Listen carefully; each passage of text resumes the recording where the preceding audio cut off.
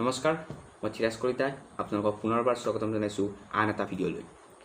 Black fungus বৰ্তমান আপোনালোকে নিশ্চয়কৈ শুনিছে এটা নতুন বেমাৰৰ নাম ব্লেক ফাংগাছ বুলি।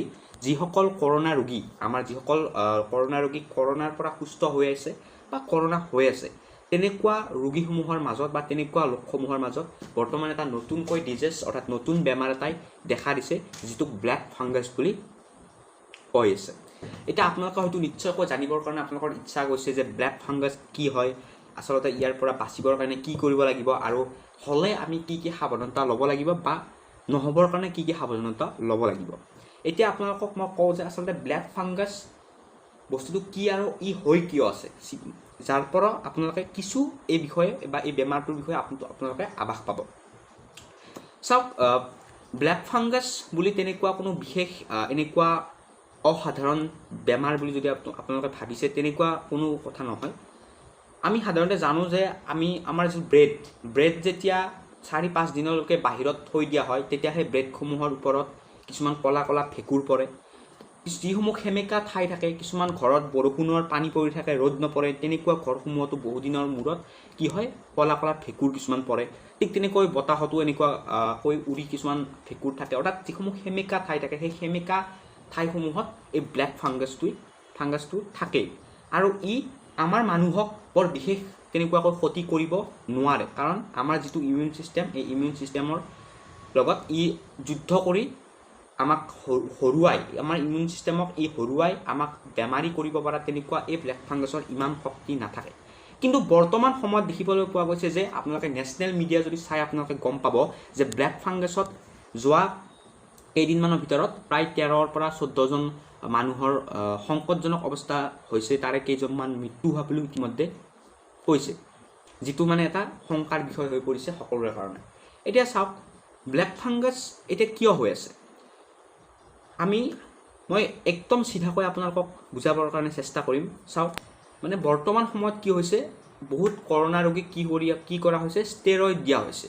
অৰ্থাৎ ষ্টেৰইড কি যদি আপোনালোকে জানিবৰ কাৰণে চেষ্টা কৰে, ষ্টেৰইড আপোনালোকে গুগল কৰিলে গম পাব। ষ্টেৰইডে আমাৰ যিটো ইমিউন ছিষ্টেম থাকে, আমাৰ ইমিউনিটি ছিষ্টেমটোক দুৰ্বল কৰে। ইয়াৰ প্ৰধান কাম সেইটোৱেই। তো যেতিয়া বেছি সংখ্যক ষ্টেৰইড দিয়া হৈ আছে আমাৰ কৰোণা পেচেণ্টসমূহক, তেতিয়া কি হৈছে, ষ্টেৰইড দিয়াৰ ফলত মানুহজনৰ যিটো বেমাৰৰ সৈতে বীজাণুৰ সৈতে যুদ্ধ কৰিব পৰা ক্ষমতা, যিটো ইমিউন ছিষ্টেম, সেইটো বহুত বেছি ল' হৈ গৈছে। আৰু তাৰ কাৰণে কি হৈছে, ব্লেক ফাংগাছে অতি সহজতে সেই মানুহবোৰক এটেক কৰিছে। এতিয়া ক'ব যে ব্লেক ফাংগাছে সেই মানুহসকলৰ গাত কেনেকৈ গ'ল। এতিয়া আপোনালোকে চাব, ICUৰ যিসমূহ পেচেণ্ট আছে বা কৰোণাৰ কাৰণে যিসমূহ ৰোগীক অক্সিজেন দিবলগীয়া হৈছে, সেই ৰোগীসকলক অক্সিজেন দি আছে, তাৰে কিছুমান মৃত্যু হৈ আছে, তাৰে কিছুমান অক্সিজেনৰ পৰা তেওঁলোকে কৰোণাৰ পৰা ৰিকভাৰী হৈছে, তেওঁলোকক লৈ গৈছে। কিন্তু এটা কথা আপোনালোকে যদি লক্ষ্য কৰে, যিখন অক্সিজেন দিয়াৰ যিকেইখন মাস্ক, সেই মাস্ককেইখন বাৰু চেঞ্জ কৰি আছেনে? প্ৰত্যেকজন ৰোগীৰ লগে লগে একোখনকৈ অক্সিজেন মাস্ক চেঞ্জ কৰি আছেনে বাৰু? যেতিয়া অক্সিজেন লৈ থকা হয়, তেতিয়া মানুহৰ যিটো উশাহ নিশাহ, সেইটো এটা ভাৱ হয়। যেতিয়া এনেকৈ আপুনি উশাহ ল'ব, তেতিয়া কি হয়, মানে কিছু সময় উশাহ নিশাহ লোৱাৰ পিছত মানুহৰ যিটো ভাৱ, সেই ভাৱ অক্সিজেন মাস্কখনত লাগি যিখন মাস্ক থাকে, সেই মাস্কখন সেমেকি থাকে। আৰু তাৰ ফলত কি হৈছে, যিসমূহ ব্লেক ফাংগাছ থাকে, সেই ব্লেক ফাংগাছসমূহ সেই মাস্কসমূহত লাগি ধৰিছে বা মাস্কসমূহত লাগিছে। বা বিভিন্ন ধৰণৰ হস্পিটেলসমূহত এতিয়া কিছুমান হস্পিটেলত এনেকুৱা হৈছে যে আচলতে উপায় নাই, এনেকুৱা চিটুৱেশ্যন হৈয়ে গৈছে যে কিছুমান মানে পৰিৱেশসমূহ হস্পিটেলৰ সিমান এটা ভাল হৈ থকা নাই। অলপ লেতেৰা পৰিৱেশৰ বৰ্তমান হস্পিটেল প্ৰায় সংখ্যক হস্পিটেলত সৃষ্টি হৈছে বুলি ক'লে ভুল নহ'ব। আৰু তাৰ ফলত কি হৈছে, যিসমূহ ষ্টেৰইড দিয়া পেচেণ্ট আছিলে বা যিসমূহ পেচেণ্টৰ মানে ইমিউনিটি ছিষ্টেম বহুত লগাতকৈ বেছি ল' হৈ গৈছে, মানে বহুত কমি গৈছে, সেইসমূহ ৰোগী পেচেণ্টৰ কিবা কাৰণত তেওঁলোকৰ এই ব্লেক ফাংগাছে তেওঁলোকৰ শৰীৰত সোমাইছে। আৰু তাৰ কাৰণে কি হৈছে, যিহেতু ইমিউন ছিষ্টেমটো তেওঁলোকৰ সিমান এক্টিভ বা সিমান ষ্ট্ৰং হৈ থকা নাই, তাৰ কাৰণে তেওঁলোকক ব্লেক ফাংগাছে এটেক কৰিছে।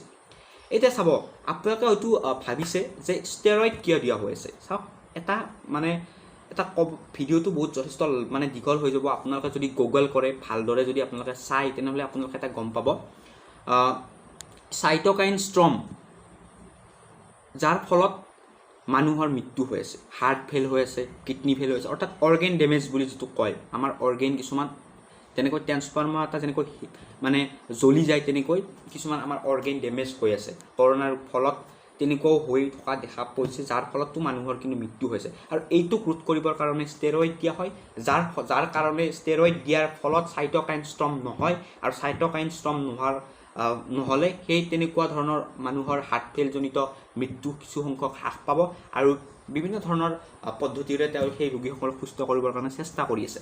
এটা চাওক চাইটকাইন ষ্টৰ্ম কি, আপুনি যদি আপোনাক মই সহজ ভাষাত অকণমান আপোনালোকক আভাস দিবৰ কাৰণে মই আপোনালোকক চেষ্টা কৰিম। চাব, আপোনালোকে যদি বহুত যদি বেছি সংখ্যক মানুহ যদি এঠাইত মানে জমা লাগি থাকে, বা বহুত মানুহ যদি এখন ফিল্ডত গোট খাই থাকে, তাত যদি কিবা এটা ঘটনা ঘটি যায়, মানুহসমূহে কি কৰিব, ইফালৰ পৰা ইফালে দৌৰা দৌৰি সৃষ্টি কৰিব, আৰু যেতিয়া দৌৰা দৌৰি সৃষ্টি কৰিব, এটা মানে বুজাব নোৱাৰা তাত পৰিৱেশ সৃষ্টি হ'ব, হয়তো ইজন মানুহে আনজন মানুহক খুন্দাব, ইজন মানুহে আনজন মানুহক খুন্দাব, নিজৰ মাজতে এটা খুন্দা-খুন্দি সৃষ্টি হ'ব, কাৰোবাৰ হয়তো দুখ পাব, কাৰোবাৰ তেজো ওলাব।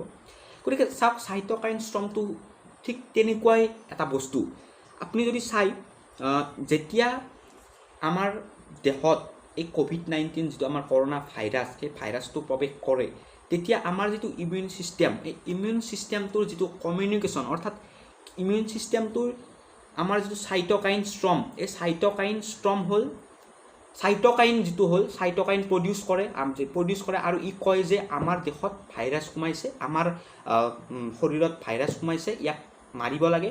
আৰু যেতিয়া কৰোণা ভাইৰাছ সোমাৰ পিছত কৰোণা ভাইৰাছৰ যিটো সংখ্যা সেইটো বৃদ্ধি হৈ যায়, তেতিয়া আমাৰ যিবোৰ চাইটকাইন ওলোৱা বহুত বেছি বাঢ়ি যায়, অৰ্থাৎ আমাৰ ইমিউন ছিষ্টেমে বহুত বেছি মাত্ৰাত চাইটকাইন প্ৰডিউচ কৰে, অৰ্থাৎ এটা মেছেজ দিয়ে যে মানে আমি এই ভাইৰাছটোক মাৰিব লাগে, আমি আৰু ইমিউন ছিষ্টেম আমাৰ আৰু এণ্টিবডি প্ৰস্তুত কৰিব লাগে। কি হয়, এটা মানে সম্পূৰ্ণ শৰীৰটোতে ইমান সংখ্যক চাইটকাইন মানে প্ৰডিউচ হয়, ইমান সংখ্যক চাইটকাইন বাঢ়ি যায়, যাক এটা শব্দত চাইটকাইন ষ্টৰ্ম বুলি কোৱা হৈছে। আৰু যেতিয়া ইমান সংখ্যক চাইটকাইন ষ্টৰ্ম বাঢ়ি যায়, তেতিয়া কি হয়, আমাৰ অৰ্গেন, অৰ্থাৎ আমাৰ হাৰ্ট হওক, কিডনি হওক, তেনেকুৱাকৈ কি হয়, ফেইল হৈ যায়। আপোনালোকে যদি বস্তুখিনি গুগল কৰে, তেতিয়াহ'লে আপোনালোকে বেছি ভালকৈ গম পাব এই চাইটকাইন ষ্টৰ্মৰ বিষয়ে। আৰু তাৰ কাৰণে যাতে চাইটকাইন ষ্টৰ্মটো মানুহৰ শৰীৰত নহয়, তাৰ কাৰণে মানে কি কৰা হয়, ষ্টেৰইড দিয়া হয়, আৰু ষ্টেৰইড দি আমাৰ ইমিউনিটি ছিষ্টেমটোক কিছু সংখ্যক আমাৰ দুৰ্বল কৰি দিয়া হয়, যাতে ই বেছি সংখ্যক চাইটকাইন প্ৰডিউচ কৰিব নোৱাৰে, আৰু আমাৰ শৰীৰত চাইটকাইন ষ্টৰ্ম সৃষ্টি কৰিব নোৱাৰে, আৰু কৰোণা কিছু মানে অন্য পদ্ধতিৰে মানুহজনৰ শৰীৰৰ পৰা নোহোৱা কৰিবৰ কাৰণে চেষ্টা কৰা হয়। তো চিম্পলি এইটোৱে আছিল ষ্টেৰইড দিয়াৰ কাৰণ।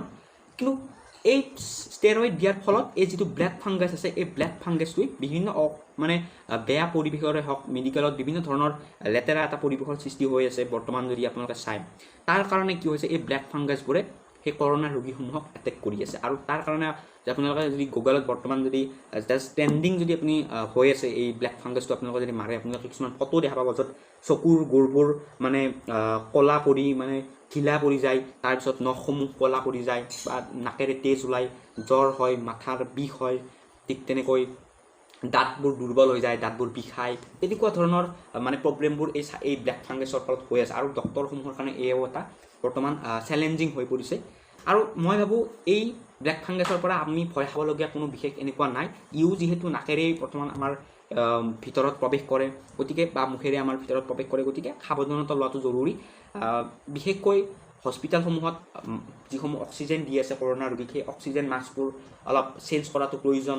তাৰপিছত বিভিন্ন ধৰণৰ ধৰি লওক পানী খাই আছে, সেই পানীৰ যিসমূহ পাত্ৰ আছে, সেই পাত্ৰসমূহত ফাংগাছ থাকিব পাৰে, বা তেনেকৈ আমাৰ ঘৰৰ কিছুমান কোণত বা তেনেকুৱা ঠাইতো এই ব্লেক ফাংগাছবোৰে মানে থাকে। আপুনি জানি আচৰিত হ'ব, ব্লেক ফাংগাছে যদি আমাৰ হাতত বা হওক, বা আমাৰ গাত হওক, শৰীৰৰ যিকোনো ঠাইত কেতিয়াবা লাগে, কিন্তু আমাৰ যিসমূহ ঘাম থাকে, এই ঘামৰ ফলত এই ফাংগাছবোৰ, এই ব্লেক ফাংগাছ গুচি যায়। আৰু আপুনি ভাবক যে যিটো ফাংগাছক আমাৰ ঘামেই আমাৰ শৰীৰৰ পৰা দূৰ কৰে, সেই ফাংগাছটো আজি মানুহৰ জীৱন লৈ আছে, মানুহৰ মৃত্যুলৈ ঠেলি দি আছে। আৰু তাৰ কাৰণ এটাই, ষ্টেৰইড যেতিয়া দিয়া হৈছে অধিক মাত্ৰাত, আৰু ষ্টেৰইড আমি সকলোৱে জানো যে সহজ ভাষাত ক'ব গ'লে ই আমাৰ ইমিউন ছিষ্টেমটোক কিছু সংখ্যক দুৰ্বল কৰে। ঠিক তেনেকৈ ইমিউন ছিষ্টেমটো দুৰ্বল হোৱাৰ ফলত আমাৰ ব্লেক ফাংগাছ যিটো এটা মানে সহজ বেমাৰ, সেই বস্তুটোৱে আমাক এটেক কৰিছে।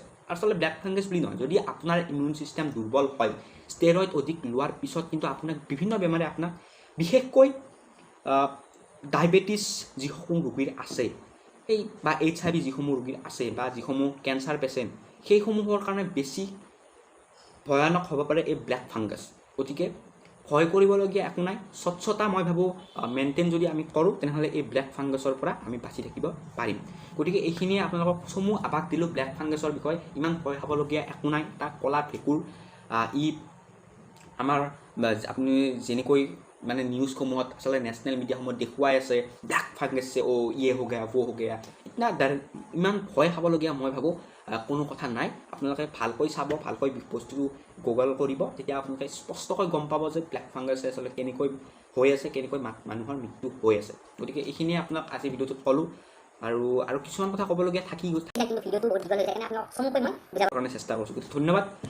এনেকুৱাকৈ আৰু মই ভিডিঅ' আপোনালোকৰ ওচৰত লৈ আহিম। গতিকে আপোনালোকে এনেকুৱা ধৰণৰ ইনফৰ্মেটিভ ভিডিঅ'বোৰ আপোনালোকে পাব বিচাৰে তেনেহ'লে চেনেলটো ছাবস্ক্ৰাইব কৰিব আৰু ভিডিঅ'টো লাইক কৰিব নাপাহৰিব। ধন্যবাদ।